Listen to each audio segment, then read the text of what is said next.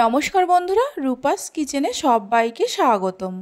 কাঁচা আমের টকঝাল মিষ্টি দুর্দান্ত স্বাদের আচারের রেসিপি আজকে আমি আপনাদের সঙ্গে শেয়ার করব।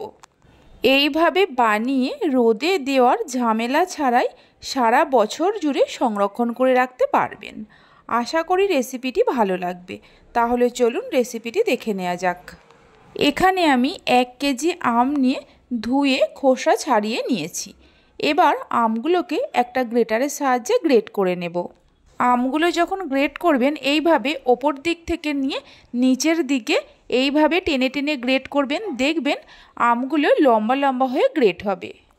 দেখুন ঠিক এই রকমভাবে আমগুলোকে গ্রেট করে নেব। আপনারা চাইলে আমগুলোকে ছোট ছোট করে কেটে নিয়েও করতে পারেন। সবকটা আমকে গ্রেট করে নেওয়া হয়ে গেছে। দেখুন একদম লম্বা লম্বা হয়ে আমগুলো গ্রেট হয়েছে। এবার এই আমগুলো একটা কড়ার মধ্যে ঢেলে নেব। গ্রেট করা আমগুলো কড়ার মধ্যে ঢেলে নেওয়ার পর এর মধ্যে দিয়ে দেব 1 বাটি চিনি। ওজন হিসাবে 400 গ্রাম চিনি আছে। দিয়ে দেব 1 বাটি বাতাসা। ওজন হিসাবে 400 গ্রাম বাতাসা আছে। 1 কেজি আমের জন্য চিনি আর বাতাসা মিলে 800 গ্রাম ব্যবহার করেছি। আপনারা চাইলে শুধু চিনি দিয়েও করতে পারেন বা শুধু বাতাসা দিয়েও করতে পারেন। চাইলে আপনারা এটা গুড় দিয়েও বানাতে পারেন। আমের সঙ্গে চিনি আর বাতাসাটা মিশিয়ে নিয়ে এইভাবে রেখে দিয়ে গ্যাসের ওপর একটা কড়া বসিয়ে ভাজা মশলা তৈরি করে নেব।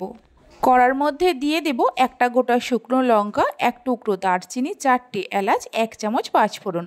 মিডিয়াম ফ্লেমে মশলাগুলোকে হালকা করে ভেজে নেব। খেয়াল রাখতে হবে মশলাগুলো পুড়ে না যায়। মশলাগুলোকে হালকা করে ভেজে নেওয়া হয়ে গেছে। একটা বাটির মধ্যে ঢেলে রেখে দেব। একটু ঠান্ডা হলে গুঁড়ো করে নেব। এদিকে আমের মধ্যে যে চিনি আর বাতাসা মিশিয়ে রেখেছিলাম কড়াটা গ্যাসের ওপর বসিয়ে দেব। গ্যাসের ফ্লেমটা হাইতে করে মিনিট 3-4 সময় ধরে এটাকে রান্না করে নেব।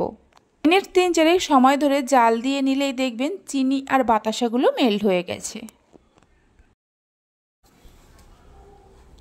চিনি আর বাতাসাগুলো মেল্ট হয়ে যাওয়ার পর গ্যাসের ফ্লেমটা লোতে করে এর মধ্যে দিয়ে দেব সামান্য হলুদের গুঁড়ো।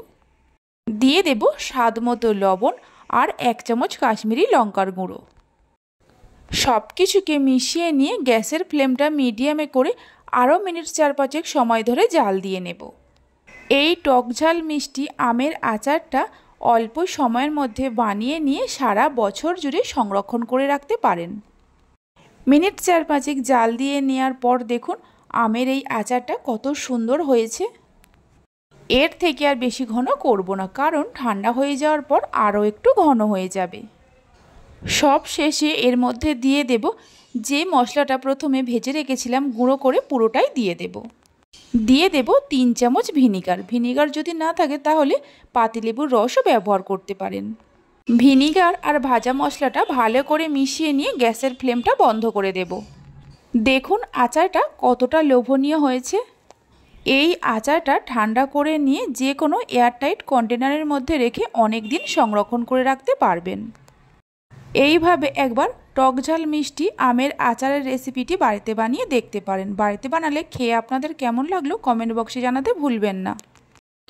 আমার রেসিপি যদি আপনাদের ভালো লেগে থাকে অবশ্যই একটা লাইক করবেন, বন্ধুদের সঙ্গে শেয়ার করবেন। ভালো লাগলে চ্যানেলটি সাবস্ক্রাইব করে পাশে থাকা বেল আইকনটি প্রেস করবেন নতুন রেসিপির আপডেট সবার আগে পাওয়ার জন্য।